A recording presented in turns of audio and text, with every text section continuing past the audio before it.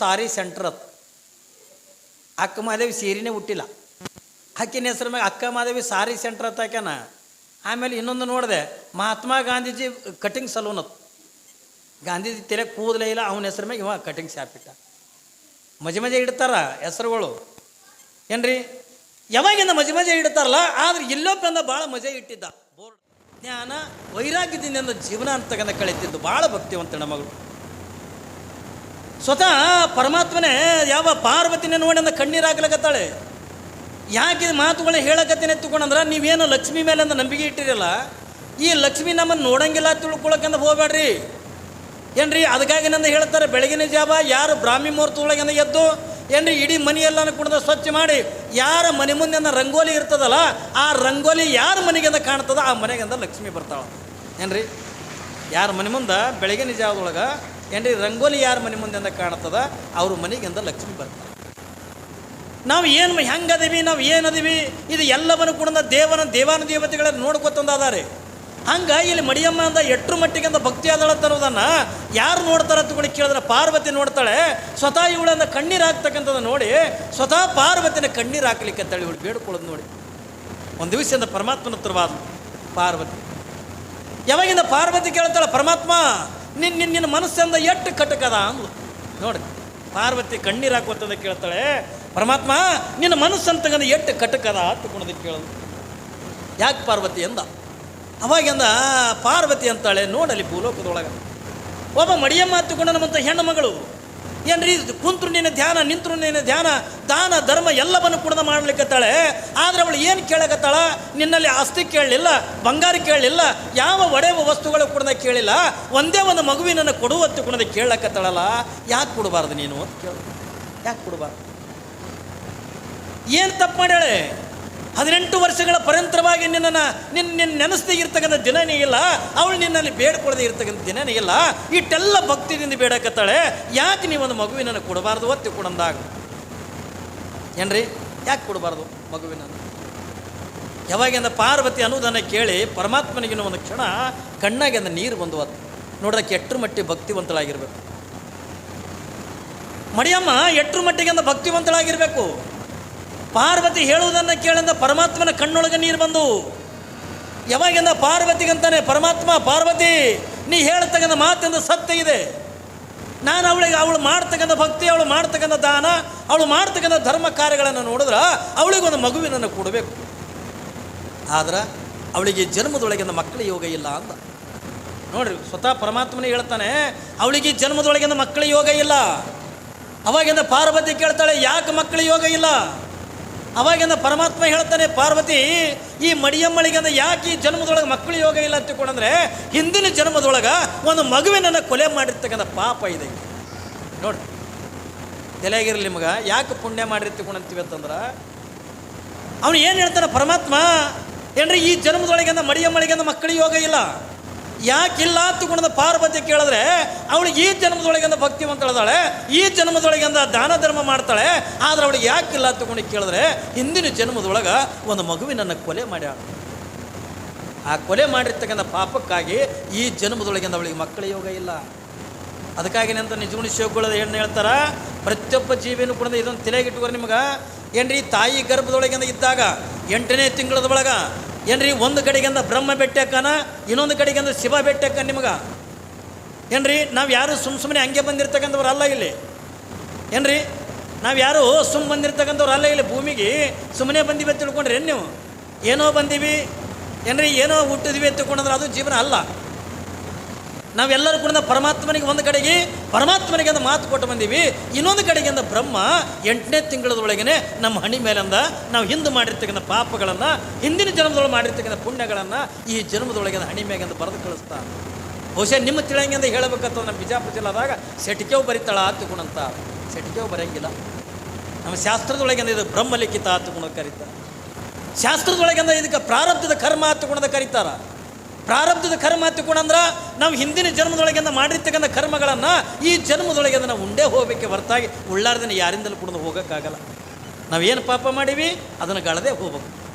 ಯಾಕ್ರಿ, ನಾವೇನು ಪುಣ್ಯ ಮಾಡೀವಿ ಆ ಪುಣ್ಯವನ್ನು ನಾವು ಕಳೆದೇ ಹೋಗಬೇಕು. ಇವತ್ತು ನೀವು ಯಾರಾದರೂ ಕೂಡ ಸುಖದಾಗ ಅದಿರಿ ಎತ್ತಿಕೊಂಡ್ರೆ ಹಿಂದಿನ ಜನ್ಮದೊಳಗೆ ನೀ ಏನೋ ಪುಣ್ಯ ಮಾಡಿದಿ, ಆ ಪುಣ್ಯದ ಫಲನೇ ಇವತ್ತಿನ ಈ ಜನ್ಮದೊಳಗೆ ನೀ ಸುಖದಾಗದಿರಿ. ಮತ್ತು ಯಾರು ನಾವೆಲ್ಲ ದುಃಖದೊಳಗೆ ಅದಿವಿ ಎತ್ತಿಕೊಂಡಂತಾರಲ್ರಿ, ಏನ್ರಿ ಅಪ್ಪವರು ಮನಾರ್ ದೇವ್ರು ಅಂತೀವಿ, ಮನಾರ್ ದಿಂಡ್ರು ಅಂತೀವಿ, ಮನಾರ್ ಪುರಾಣ ಕೇಳ್ತೀವಿ, ಪ್ರವಚನ ಕೇಳ್ತೀವಿ, ನಮಗೆ ಯಾಕೆ ದೇವ್ರು ಇಟ್ಟು ಕಾಡ್ತಾನ ಅಂತ ಅಂತೀರಿ ನೀವು. ಎಲ್ಲರ ಮಠಗಳಿಗೆ ಬಂದು ಅಂತೀವಿ ನಾವು. ಏನಂತೀವಿ ನಾವು? ಮನಾರ್ ದೇವ್ರು ಅಂತೀವಿ, ಮನಾರ್ ದಿಂಡ್ರು ಅಂತೀವಿ. ಆದರೂ ನಮ್ಗೆ ಯಾಕೆ ಅಂದ ಕಾಡ್ತದ ಹಚ್ಕೊಂಡದ ಕೇಳಿದ್ರೆ ಅದು ಕಾಡೋದು ಈ ಜನ್ಮದ್ದಲ್ಲ. ನಿಮಗೇನು ಸಣ್ಣ ಪುಟ್ಟಂದ ಕಷ್ಟಗಳದ ಏನು ಬರ್ತಾವಲ್ಲ, ಇವು ಯಾವೂ ಕೂಡ ಈ ಜನ್ಮದಲ್ಲ, ಹಿಂದಿನ ಜನ್ಮದ್ದು. ಹಿಂದಿನ ಜನ್ಮದೊಳಗೆ ನಾವು ಮಾಡಿರ್ತಕ್ಕಂಥ ಪಾಪ ಕರ್ಮಗಳನ್ನು ಈ ಜನ್ಮದೊಳಗೆ ನಾವು ಅನುಭವಿಸ್ಬೇಕಾಗ್ತದೆ. ಏನ್ರಿ ಏನ್ರಿ ಒಬ್ಬ ಸಿಟಿಯಾಗ ಅಂದ ಬಂದಿನ್ನತ್ತು, ಸಿಟಿಯಾಗ ಬಂದಾನ, ಇಲ್ಲೇ ಊರು ಸಮೀಪ ತಾಲೂಕ, ಸುಮ್ಮನೆ ತಿರುಗಾಡಿ ಹೋಗವ, ಕೆಲಸ ಇರಲ್ಲ ಏನೂ ಇರಲ್ಲ, ತಿರುಗಾಡಿ ಹೋಗವ. ಯಾವಾಗಿನ ತಿರುಗಾಡ್ಕೋತ ಒಂದು 4 ಮಂದಿ ಕೂಡಿ ಗೆಳೆಯರು ಕೂಡಿ ಅಂತ ಬಂದಾರ. ಏನ್ರಿ ಗೆಳೆಯರು ಕೂಡಿ ಅಂತ ಬಂದಾರ. ಯಾವಾಗಿಂದ ಗೆಳೆಯರು ಕೂಡಿ ಅಂತ ಬಂದಾರ, 4 ಮಂದಿ ಮಾರ್ಕೆಟ್ನಾಗ ತಿರುಗಾಡ್ಲಕತ್ತಿದ್ರು. ಏನ್ರಿ ಮಾರ್ಕೆಟ್ನಾಗ ತಿರುಗಾಡ್ಲಕತ್ತಿದ್ರು. ಹಿಂಗೆ ತಿರುಗಾಡ್ತಕ್ಕಂಥ ಪ್ರಸಂಗದ ಒಳಗೆ ಅಲ್ಲೊಂದು ಹೋಟೆಲ್ ಕಂಡಿತು. ಒಂದು ಹೋಟೆಲ್ ಕಂಡಿತು. ಬೋರ್ಡ್ ಏನಿರ್ತಾವ್ರಿ ನೀವೆಲ್ಲ ನೋಡಿರಲ್ಲ, ನೀವೆಲ್ಲ ಸಿಟಿಯಾಗಿದ್ದವ್ರು, ನೀವೆಲ್ಲ ಬೋರ್ಡ್ಗಳು ನೋಡಿರ್ತೀರಿ. ನಾನು ಇಲ್ಲೇ ಸಿಂದಗಿಗೆ ನೋಡಿ, ನಾನು ನಿನ್ನೆ 1-2 ಬೋರ್ಡ ಮಜಾ ಕಂಡು ನನಗೆ. ಒಬ್ಬವ ಬೋರ್ಡ್ ಹಾಕ್ಯ ನಿಮ್ಮಲ್ಲಿ ಸಿಂದಗಿಯಾಗ, ಅಕ್ಕ ಮಹಾದೇವಿ ಸಾರಿ ಸೆಂಟರ್ ಅದು. ಅಕ್ಕ ಮಹಾದೇವಿ ಸೀರೆನೇ ಹುಟ್ಟಿಲ್ಲ, ಆಕಿನ ಹೆಸರು ಮ್ಯಾಗ ಅಕ್ಕ ಮಹಾದೇವಿ ಸಾರಿ ಸೆಂಟರ್ ಅಂತ ಹಾಕ್ಯಾನ. ಆಮೇಲೆ ಇನ್ನೊಂದು ನೋಡಿದೆ, ಮಹಾತ್ಮ ಗಾಂಧೀಜಿ ಕಟಿಂಗ್ ಸಲೂನ್ ಅದು. ಗಾಂಧೀಜಿ ತಲೆ ಕೂದಲೇ ಇಲ್ಲ, ಅವನ ಹೆಸರು ಮ್ಯಾಗ ಇವ ಕಟಿಂಗ್ ಶಾಪ್ ಇಟ್ಟ. ಮಜೆ ಇಡ್ತಾರ ಹೆಸರುಗಳು. ಏನ್ರಿ ಯಾವಾಗಿಂದ ಮಜೆ ಇಡ್ತಾರಲ್ಲ, ಆದ್ರೆ ಇಲ್ಲೊಬ್ಬಂದ ಭಾಳ ಮಜೆ ಇಟ್ಟಿದ್ದ ಬೋರ್ಡ. ಏನಂತಿಟ್ಟನ, ಯಾರು ಬೇಕಾದವ್ರು ತಿಂದೋರಿ ಪುಗ್ಸೆಟೆ. ಮುಂದೆ ನಿಮ್ಮ ಮೊಮ್ಮಕ್ಕಳ ಕೈಲಿ ವಸೂಲು ಮಾಡ್ತೀವಿ ಎತ್ಕೊಂಡು ಬೋರ್ಡ್ ಹಾಕಿದ್ದವ. ಇಂಥ ಬೋರ್ಡ್ ಎಲ್ಲರೂ ನೋಡ್ರಿ ನೀವು? ಏನ್ರಿ ಇಂಥ ಬೋರ್ಡ್ ಎಲ್ಲರೂ ನೋಡ್ರಿ? ಯಾರು ಬೇಕಾದವ್ರು ತಿಂದೋರಿ ಪುಗ್ಸೆಟ್ಟೆ, ಮುಂದೆ ನಿಮ್ಮ ಮೊಮ್ಮಕ್ಕಳ ಕೈಲಿ ವಸೂಲು ಮಾಡ್ತೀವಿ ಎತ್ಕೊಂಡು ಬೋರ್ಡ್ ಹಾಕ್ಯಾರ. ಇವ್ರು 4 ಮಂದಿ ಊರಿಗೆ ವಾಜ್ಯಾಗಿದ್ದೀವು. ಏನ್ರಿ ಮನೆಗೆ ಹೆಂಡ್ರಿ ಮಕ್ಕಳಿಗೆ ಬೇಡಾಗಿದ್ದಾವ. ಇವು ಅಂದ ಮಾರ್ಕೆಟ್ನಾಗ ಬಂದಾರ. ಇವ್ರ ಒಬ್ಬವ ಅಂದ ದೋಸ್ತಲ್ಲಿ ಬೋರ್ಡ್ ನೋಡು ಅಂದ. 2ನೇದವ ಅಂದ ಓದ್ದ. ಏನು ಓದ್ದ? ಯಾರು ಬೇಕಾದವ್ರು ತಿಂದೋರಿ ಪುಗ್ಸೆಟ್ಟೆ, ಮುಂದೆ ಮೊಮ್ಮಕ್ಕಳ ಕೈಲಿ ವಸೂಲು ಮಾಡ್ತೀನಿ ಎತ್ಕೊಂಡು ಬೋರ್ಡ್ ಹಾಕ್ಯಾನ. ಇನ್ನೊಬ್ಬೇನಂದ, ಈ ಹೋಟೆಲ್ಗೆ ನಮ್ಮ ಮೊಮ್ಮಕ್ಕಳಿಗೆ ಬರ್ತಾರ ಅಂದ 3ನೇದವ. 4ನೇದವ ಏನಂದ, ಬಂದಾರ ಇವರೇ ನಮ್ಮ ಮೊಮ್ಮಕ್ಕಳದು, ಈ ಮೊಮ್ಮಕ್ಕಳಿಗೇನು ಗೊತ್ತ ನೋಡಿ ತಲೆ ಹಂಗೆ ಓಡ್ತಾವ ಪುಗ್ಸೆಟ್ಟೆ ತಿಲ್ಲಕ್ಕೆ. ಹೌದ್ರಿ, ಇದೇ ಹೋಟೆಲ್ಗೆ ನಮ್ಮ ಮೊಮ್ಮಕ್ಕಳೇ ಬರ್ತಾರೆ, ಈ ಮೊಮ್ಮಕ್ಕಳಿಗೇನು ಗೊತ್ತಾ? ನಾಡ್ರಿ ಹಾಕ್ಯಾರ ಬೋರ್ಡ, ಹೋಗಿ ಉಂಡು ಬರೋಣ ತಿಳ್ಕೊಂಡು 4 ಬಂದು ಟೇಬಲ್ ಗುದ್ದದು ಕೂಡ ಸಪ್ಲೈಯರ್ ಬಂದ. ಏನು ಕೊಡಲಿ ಸರ್ ಅಂದ. ಏನೇನದ ನೋಡ್ರಿ, ಇಡ್ಲಿ ಇದೆ, ದೋಸೆ ಇದೆ, ಉತ್ತಪ್ಪಿದೆ, ಉಪ್ಪಿಟ್ಟಿದೆ, ಹಿಂಗೆಲ್ಲ ಥರದ್ದು ಹೇಳೋದು ಬಳಕ ಪುಗ್ಸೆಟ್ಟೆ ಅಲ್ಲ, ರೊಕ್ಕ ಇಲ್ಲ, ರೂಪಾಯಿ ಇಲ್ಲ. ಮುಂದೆ ನಮ್ಮ ಮೊಮ್ಮಕ್ಕಳಿಗೆ ವಸೂಲು ಮಾಡ್ತಾರೆ.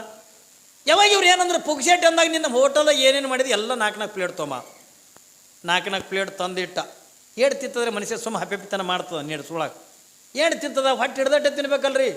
ಸುಮ್ಮನೆ ಅಂದ ಏನ್ರಿ ಮಂದಿನ ನೋಡ್ಯಂದ ನಾ ತಿನ್ನಕ್ಕೆ ಹೋದ್ರೆ ನನಗೆ ಹೆಂಗೆ ನಿಗಿತದೆ. ಆಯಿತು, ಈ ಎಲ್ಲ ಪ್ಲೇಟಿಂದ ಇಟಿ ಅಂತ ತಿಂದ್ರದಾಗ ಹೊಟ್ಟೆ ತುಂಬೋದು ಬಳಕೆ ಅಂದ ಖುಷಿ ಆಯ್ತು. ಯಾವಾಗಂದ್ರೆ ಮೇಲೆ ಏನು ಕೊಡಲಿ ಸರ್ ಅಂದ. ಏನೇನದ? ಬೋರ್ಮಿಟ ಇದೆ, ಕಾಫಿ ಇದೆ, ಟೀ ಇದೆ, ಹಾರ್ಲಿಕ್ಸ್ ಇದೆ. ಇವ್ರ ಮನ್ಯಾಗ ದಿನ ಇದಕ್ಕೆ ಡಿಕಾಷನ್ನು ಕೊಡ್ತಿದ್ದಿಲ್ಲ. ಏನ್ರಿ ಡಿಕಾಷನ್ನು ಕೊಡ್ತಿದ್ದಿಲ್ಲ. ಆದ್ರೆ ಅಲ್ಲಿ ಹೋಟೆಲ್ದಾಗಂದ್ರೆ ಎಲ್ಲರಿಗೆ ಬೋರ್ಮಿಟ ಕೊಡು, ಬೋರ್ಮಿಟ ಅಂದು 4 ನಾಷ್ಟ ಮಾಡಿ ಬೋರ್ಮಿಟ ಕುಡಿದು ಬಳಕೆ ಅಂದ. ನೋಡ್ರಿ ಇವ್ರದ್ದು ಸೊಕ್ಕಲ್ಲನ್ರಿ ಮೈಯಂದು. ಅಲ್ಲಿ ಇಟ್ಟು ಬೋರ್ಮಿಟ ಕುಡಿದ ಸುಮ್ಮನೆ ಬರ್ಬೇಕಿಲ್ಲ. ಮ್ಯಾಲೆ ಕೋಲ್ಡ್ ಏನದ, ಕೋಲ್ಡ್ ನೋಡು, ಬೋರ್ಮಿಟ ಸುಡೋದು ಕುಡ್ದಾವ. ಕೋಲ್ಡ್ ಏನದ? ಕೋಕೋ ಕೋಲಾ ಇದೆ, ಅದು ಏನೇನು ಇರ್ತಾವಲ್ರಿ ಅವು. ಏನ್ರಿ ಕೋಕೋ ಕೋಲಾ, ಮಿರಿಂಡಾ, ಥಮ್ಸಪ್ಪ ಹಿಂಗೆಲ್ಲ ಹೇಳ್ದ. ಎಲ್ಲರಿಗೂ ಕೋಕೋ ಕೋಲಾ ಕೊಡು.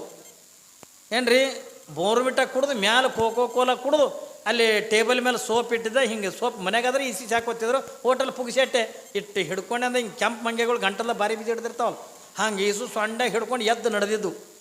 ನಡೆಯೋದ್ರಾಗಿಂದ ಸಪ್ಲೈಯರ್ ಬಂದ.